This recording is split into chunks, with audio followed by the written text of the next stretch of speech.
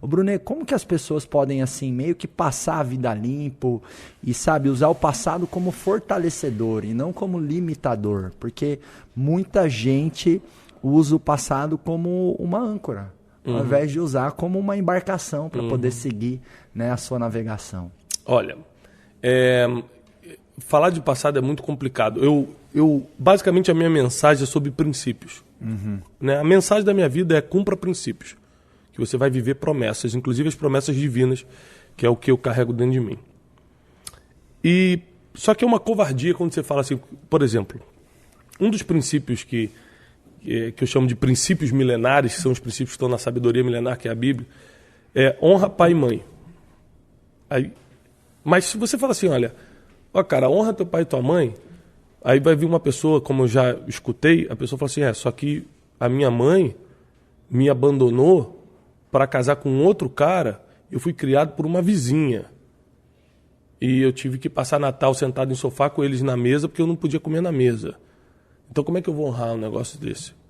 Então quando você consegue ensinar princípios, mas também ensinando a pessoa como cumprir, porque o passado é o maior inimigo do futuro, porque você fala, se eu cumprir o princípio do investimento, eu vou prosperar financeiramente. Mas peraí. Você solta o princípio, mas não ensina o como, você tem que lembrar que nesse como tem o passado da pessoa. Ela viu o pai perder tudo, ela investiu no negócio e perdeu. O passado está sempre atormentando as pessoas. Então, eu procuro ensinar o princípio, como cumprir o princípio e como você reeditar. Eu não acredito apagar o passado. Como assim apagar o passado? Você vai apagar a sua experiência, então? Vai apagar o que te trouxe até aqui?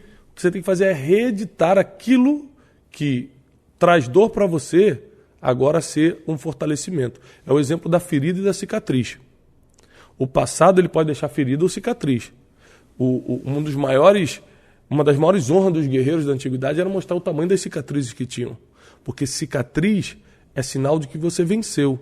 Cicatriz é uma recomendação de honra. Ferida está aberta, ela apodrece com o tempo. Então, o passado ele tem que deixar cicatriz e não ferida.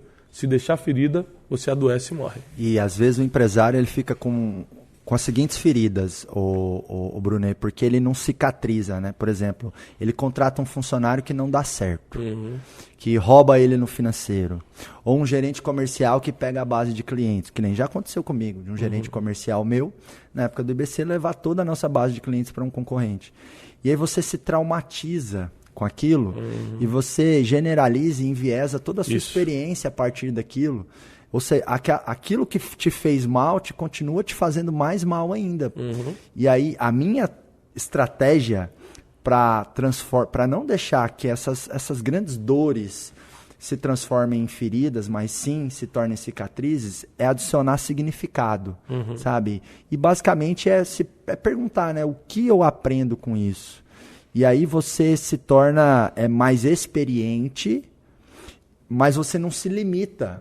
Então, quando aconteceu isso da minha gerente roubar toda a nossa base de dados, sabe o que eu fiz? Eu falei o seguinte, pega no CRM aí, pessoal, e agora os vendedores não vão poder mais exportar dados, só vai poder ver de um em um cliente. Então, assim, eu derrubei a produtividade da equipe por causa daquele trauma.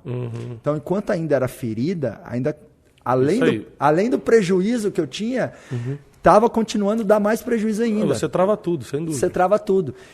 E aí, quando eu falei, não, peraí, vamos aprender com isso? Vamos cicatrizar? Aí a gente criou um alerta de exportação, a gente criou um conjunto de regras que não permitissem que aquilo aconteceria de novo, mas que também não travassem com que a operação fosse produtiva, né? Eu acho que o que mais impede hoje um empreendedor de virar empresário, porque o empreendedor é a alma, né? O cara tá ali, é a alma. O empresário é quando o cara oficializa e começa. É justamente o passado. As experiências negativas, o medo. O medo é um sentimento que ele vem de experiências negativas no passado.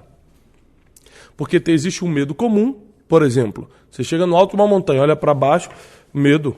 Esse é um medo de alerta, esse é um medo comum. Esse você sempre tem que ter contigo. Porque ele te avisa, tem alguma coisa de errado. Você vai num ambiente, está tudo escuro, você escuta um barulho, você fala, opa, tem alguma coisa de errado. Medo normal, esse você tem que manter. Mas o medo que eu estou falando aqui é um medo emocional, que é o que te trava, é o que te paralisa. Ele é fruto de experiências negativas do passado. Então, por exemplo, o cara que vem de vários relacionamentos quebrados, com pessoas em geral, geralmente no casamento ele vai fazer alguma coisa para quebrar, por causa das más experiências do passado. Então, se o empresário, para passar de empreendedor para empresário, né, ou seja, oficializar o empreendimento que ele faz, ele não reeditar algumas coisas do passado, o passado vai ser um fantasma que vai impedir ele de avançar, principalmente nos momentos mais difíceis, que é o momento que você tem que decidir rápido e certo. Porque o empresário que se dá bem é o que decide rápido e certo. Total. Senso de urgência, velocidade. O cara que sabe decidir rápido e certo, ele sai na frente. As maiores decisões que financeiramente me alavancaram, que alavancaram o meu negócio, foram decisões que eu tomei de um dia para o outro. Hoje não existia. À noite surgiu, de manhã eu decidi, bum, explodiu. Então, decisões rápidas e certas. É claro, eu venho acumulando um grupo de conselheiros, de mentores, eu não tomo decisão. Eu sou um cara espiritualizado, então eu acredito no poder da oração, que muita gente acha que oração é religião, mas oração é consultar quem já te viu no futuro. Então, por que eu oro? Porque quando eu leio a Bíblia, está escrito lá que vários homens e mulheres oravam: Senhor, eu vou fazer tal coisa amanhã e vai acontecer, vai dar certo? Davi, o rei de Israel: Senhor, eu vou lutar contra os amalequitas e vou vencer? E Deus falou: pode ir que você vai vencer. E várias vezes ele falou: não vai, porque tem uma armadilha no caminho, ele não ia. Quais são as formas nas quais Deus nos responde quando a gente ora? A Bíblia fala sobre a multiforme sabedoria de Deus. Ele responde de qualquer jeito que você entenda. Na verdade, você não tem que estar preocupado como Deus fala, você tem que estar preocupado como você entende, porque Deus vai falar do jeito que você vai entender. Ele é tão perfeito que ele vai encontrar o caminho que você entende. Então você precisa se responsabilizar em criar essa sensibilidade espiritual de entender os sinais que ele dá. E esses sinais divinos não tem nada a ver com religião, repito. Você vai à igreja, não vai na paróquia, não vai não tem nada a ver. Isso é uma coisa entre você e Deus. Você e essa força transcendental, né, sobrenatural, que dá vários comandos na nossa vida. Agora, uma coisa que a gente tem que reparar é que você só reconhece a voz que escuta todo dia. Hoje, se meu filho falar, pai, vai estar 20 pessoas aqui, eu vou falar, meu filho está me chamando. Porque eu escuto a voz dele todo dia. Então, se você só ora ou só busca a espiritualidade quando está mal, você nunca reconhece a voz. Ele fala e você não entende os sinais. Por quê? Porque você só escuta quando está mal, nunca quando... Você todo dia tem que buscar essa orientação e ele vai encontrar uma forma de te dar uma direção. E é o que as pessoas geralmente fazem, né? Buscar a presença de Deus, ou a voz de Deus, ou o apoio de Deus nos momentos dificultosos, né? Inevitavelmente, inclusive para a gente que é mais espiritualizado, no momento mais difícil a gente realmente intensifica mais. Uhum. Ou seja, não tem como eu julgar, viu, só busca quando... Não, é assim mesmo. Mas o que eu estou dizendo é que nos dias bons você também não esquecer. Isso, Lógico que nos dias maus você vai ficar muito mais intenso, porque você está precisando muito. Né? E eu já passei por situações, não sei se você já passou, mas muita gente já deve ter passado, que dinheiro não resolvia, advogado não resolvia, médico não resolvia, network, você pode ter o telefone do presidente, do governador, do prefeito, não resolve. Então, assim, tem coisa que só Deus resolve. E por isso que a gente tem que estar escutando todo dia quem realmente vai resolver nossos problemas. Mas nunca deixar de fazer a nossa parte, porque Deus nunca vai fazer aquilo que a gente tem que fazer. Por exemplo, Ele perdoa você, mas não perdoa por você. Você tem que perdoar. Deus pensa em você, mas não pensa por você. Você tem que aprender a pensar, você tem que ser inteligente. Então tem várias coisas que ele faz e outras coisas que ele não faz. Não porque ele não é poderoso, mas porque cabe a você fazer. Negócios é uma. Deus te deu saúde, Deus te deu capacidade. Você consegue regular a tua saúde? Não, você não sabe como é que vai ser o dia de amanhã, você está com Deus. Se você acordou hoje bem, você só agradece. Deus, obrigado pela saúde. Mas experimenta não sair para trabalhar para ver se vai vir dinheiro. Experimenta não empreender, não treinar a equipe, não fazer as coisas. Então, o que eu confio 100% em Deus é as coisas que só Ele pode me dar. Sabedoria, saúde, vida. Não sei se eu vou acordar amanhã, se eu acordar, agradeço a Deus. E por aí vai. Amor, né?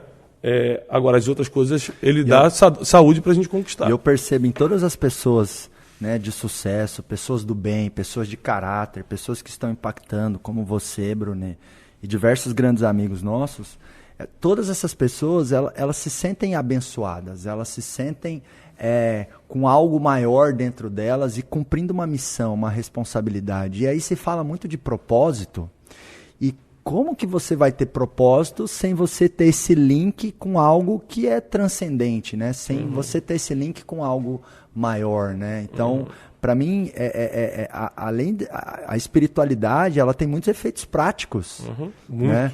E ela te dá grandeza, ela te dá força, enfim. E ainda mais nesses momentos tão dificultosos, né? Onde a gente realmente tem que buscar na família, né? No nosso propósito, em Deus, em coisas que de fato nos edificam, porque não é o dinheiro que nos edifica. O que nos edifica é a nossa identidade, né? É claro que... Saber que a gente tá somando na vida das pessoas, Exatamente. Isso acrescenta muito. Isso é muito gratificante. É muito. Quando eu termino uma turma do acelerador empresarial e eu vejo a transformação das pessoas e eu começo a projetar aquelas empresas contratando, pagando mais impostos, porque o empresário às vezes dói pagar imposto, mas ele tem que saber que pagar imposto é algo nobre, é algo digno, porque é um imposto que financia a educação, a saúde, a segurança. Então nós empresários, a gente tem essa honra de poder ser protagonista na sociedade e contribuir para que as coisas aconteçam. É claro que é doloroso, é claro que existe uma péssima gestão, mas imagina se nem tivesse o dinheiro, né? O caos que seria. Então, é legal a gente ter esse olhar positivo também para nos dar combustível, porque eu vejo muito empresário reclamando demais o tempo todo, né? Nossa, eu pago imposto demais e tal, mas se paga imposto também é porque está vendendo. É lógico. Se não tivesse vendendo, não pagaria.